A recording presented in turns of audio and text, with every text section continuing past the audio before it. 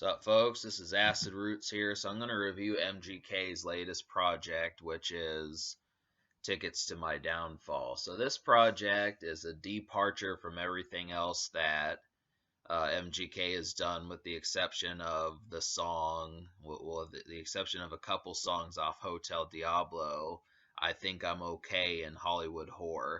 Now, Hotel Diablo, I talked about it. I really raved about it back in 2019 because of how much I was obsessed with that project. But it really was kind of like a blend between a rock and a rap album, which is kind of what he ventured towards. But all of the singles off Hotel Diablo were basically rock related, and it worked extremely well. So obviously, the last single off Hotel Diablo, which was I Think I'm Okay, which had Youngblood and Travis Barker to help him out, that really took off, and that was basically MGK, one of his biggest songs since the Rap Devil song he did fighting Eminem.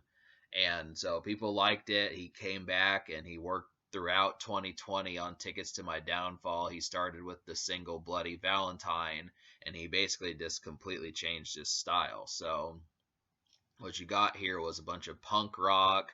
Travis Barker, he worked basically the whole album with Travis Barker, which Travis Barker is from Blink 182. He's the drummer. He's been affiliated with quite a few rappers, but he executive produced this album, so it has a lot of a similar feel to Blink 182. I don't know an overabundance about Blink 182, but I know enough. I own like one of their albums. I think it's like Enema of the State, and I want to get more of their projects. I have their 2019 album right here that I'm going to review down the road. And I would just have to say, I like when Travis Barker executive produces something. It works pretty well. Just to kind of talk about some of this stuff, basically, this is one of the more stellar components to like MGK's career. I mean, I definitely felt like this is like, it may not be the absolute best thing that he's done, but it shines just because of originality, boldness, and displaying charisma. So some of those things really contribute, despite the fact that there are problems that we'll get into. But I still feel like Lace Up and Hotel Diablo are two of his absolute best projects, but it's better than a lot of his mixtapes. That's the thing. It's better than Bloom. It's better than General Admission. It's better probably than Binge, even though I like that for Rap Devil and Lately. And it's also better than, uh, you know, like I said, his mixtape. So that's kind of what's up with it. So the first single was Bloody Valentine, and that actually comes from a movie, but from the 80s. But I like the idea behind this single.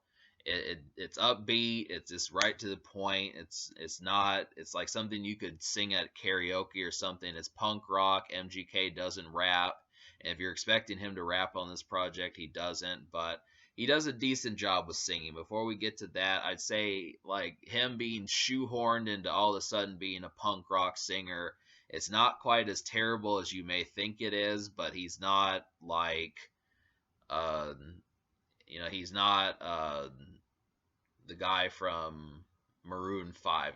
I can't remember that guy's name.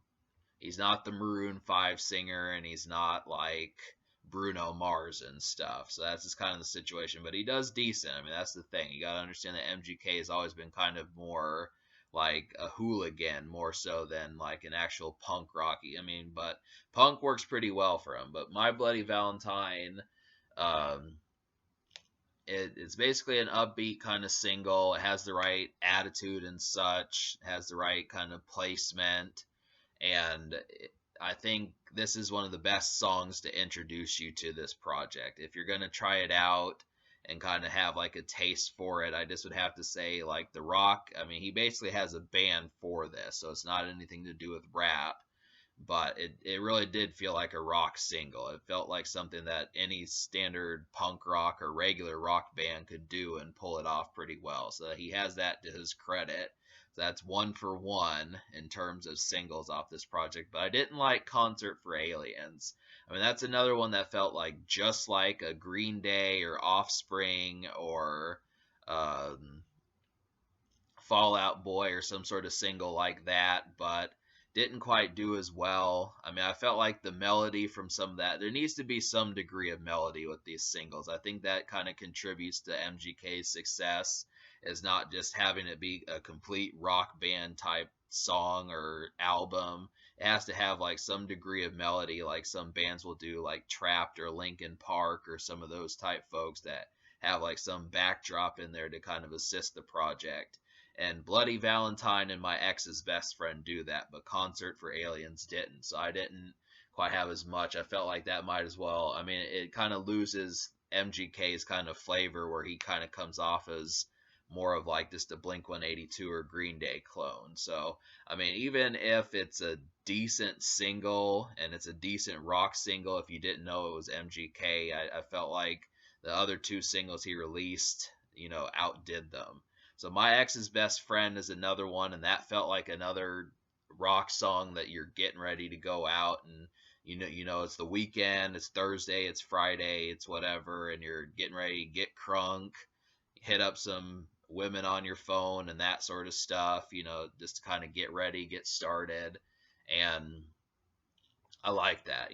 That's definitely the thing I like about MGK doing his variation of rock is just the fact that he's not a square and he's not like an introverted personality to where he's just going to sit at home and watch movies all night. I mean, he wants to go out and he talks about multiple times about getting messed up on certain drugs and getting drunk, getting crunk, getting laid, some of these type things. I mean, he doesn't hide the fact that he is not trying to be with the shy shit. So I appreciate that because some rock records they kind of tend to, have like a certain degree of bashfulness about it, and that's just not appreciated.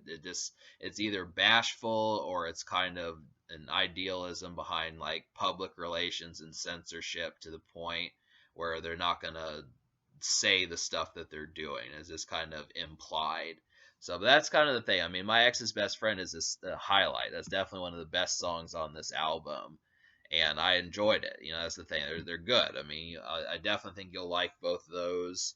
I mean, if some of you are new, if you like my rap stuff, but you're new to rock or kind of, whichever, there are songs on here that are probably better to introduce that sort of thing. But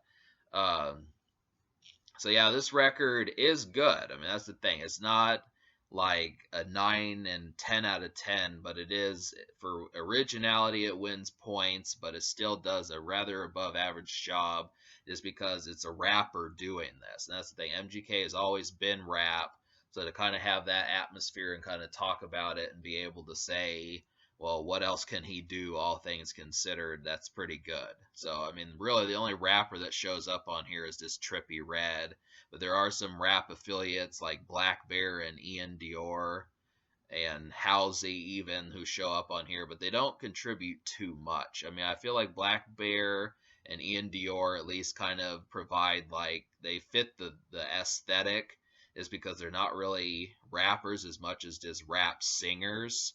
So that kind of fits the mold of that song, but there's really no one besides Trippy Red that really contributes to, like, just trying to add like an extra distinction. So I kind of figured, MGK is about the only one that could have done it. I can't think of any other rapper that could have sang on here. Like, we don't have like any T-Pains or Akons or Nate Dogs or anything like that that could have switched their cadence up and done something with this project. It really was just like a certain amount of people. So MGK was pretty right about the selection he chose. And that just kind of happens to be the thing. I mean, I look at it and this record, it's kind of like something revolutionary that happens, but you can't really fault it because it just was kind of like the kickoff rather than something that happened down the road. This is first quarter stuff, not third quarter, fourth quarter. So this is one of the, I mean, I don't want to say this is like the first punk rock project because, obviously, but it is, for a rap oriented dude who's kind of affiliated with further rock oriented punkers and that sort of stuff to try something like this and kind of put his spin on it, it wins originality points for being able to do that. But all right, so I guess we'll get to like some of the complaints about the project now, because I'm going to talk about like the score and stuff. So all right, there's 15 songs on here. There's like two interludes that I'm not going to include as part of it. And then there's one song called World War III that is less than a minute long. So I don't know whether to count that as a song, but it basically narrows it down to about 12 or 13 songs. And out of those 12 or 13, I wound up liking 7.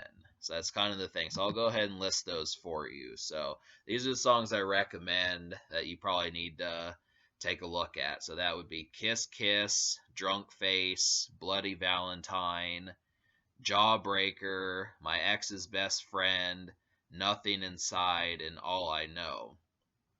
So, yeah, I mean, that's basically, and that's the thing. I'll talk about a few of these, like Bloody Valentine and My Ex's Best Friend. I talked about those, how those are upbeat and kind of very lively and outgoing, kind of rock oriented singles. You would almost think that Fall Out Boy or Blink 182 did these themselves. It just is oriented towards MGK and his kind of more swaggerish hooliganism.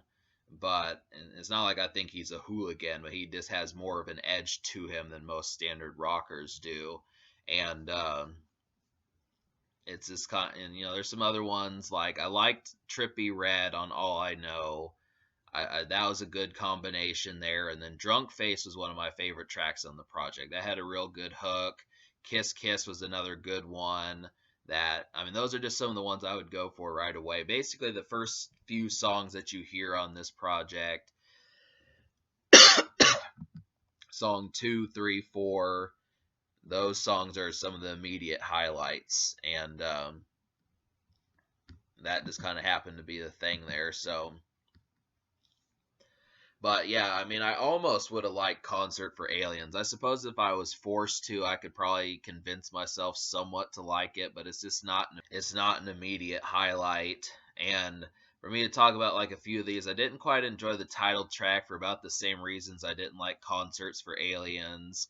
Didn't, enjoy Play This When I'm Gone. Probably too um maybe too emo, that one. Lonely was kind of the same thing. I mean, sometimes MGK kind of gets into the singing and it kind of comes off as more in touch with your feelings than it probably needs to. I mean, some of this just comes off as just like some sort of escape, like some rockers do, or it's more Kurt Cobain more so than um, like someone who's real. I can't. I don't want to name names to say who you shouldn't be, but just to kind of say that some of this is like really kind of emotional kind of stuff. And I just feel like for a punk rock record, it's okay to kind of convey some of that stuff, but not to the degree where it's like, where it feels kind of wimpy. So I don't like the idea of this album feeling wimpy because it does have an edge to it. I mean, MGK cares about getting fucked up for the night, flirting with some chick at a party or some chick at a rave or his ex's best friend, something like that. Going out, going to concerts, going nuts, going crazy, that sort of stuff. He still smokes, he's still pothead, so it's some of those type things. I mean, it's a very like contemporary project, like I was saying before. It's an enjoyable kind of thing, but I'm still going to give this album me liking 7 songs out of 12 or 13. I'm going to give it a 6.5. So that's good, just because there were some songs like if I would have liked Concerts for Aliens, I would have given it a 7. But I felt like, I mean, the singles were good, but it still quite needed like another hit or two. I just feel like it probably needed just a couple, like 1, 2, 3 extra hit songs, and it probably would have been like the definitive punk rock record for the next few years and such, and probably 2019 and 2018 also. It came close. I mean, it just was like probably it packed a punch, but it felt like it was probably more extra large, more so than double XL, I guess, to quote like that magazine. It felt like it was just it's still a size too small. And that just kind of happened to be like the whole situation. It should have packed just probably about 25 to 30%, 15, 20, 25% more punch, and that would have probably done it. But I didn't feel that way about Lonely. I didn't feel that way about the title track. And the thing about it was MGK added like a deluxe edition where he did a Paramore cover song and a few extra songs. I get the feeling if I had liked those, I would have definitely said, this is truly captivating, but I need more time to kind of mess with that because I'm just kind of, I don't know, I've been kind of in limbo just about, messing with new music. I'm always so pensive about it. But so the social score gets a solid 7.5. I feel like the social score, which is basically how well it would play around your friends in your social circle. The singles did well. I mean, one way or the other, if you have white friends or you have friends that like rock music, I think a lot of these are going to go over pretty well. It just depends. I mean, if you just have completely black friends or you have completely hardcore rap friends or something like that, you just would have to kind of say, um, the situation kind of is that it just may not boil over as well, but it's not the end of the world. I mean, that's just kind of the whole situation. It's decent. It has an edge. It's outgoing. You probably shouldn't notice if you're just sipping a beer. Females are all over the place. Shouldn't really matter. So this is kind of the situation. But I do kind of feel like I said, it's kind of this missing the mark by like a few inches. It's not quite a bullseye, which it probably needed to be. If this record had been a bullseye, I would be raving about it. It was close.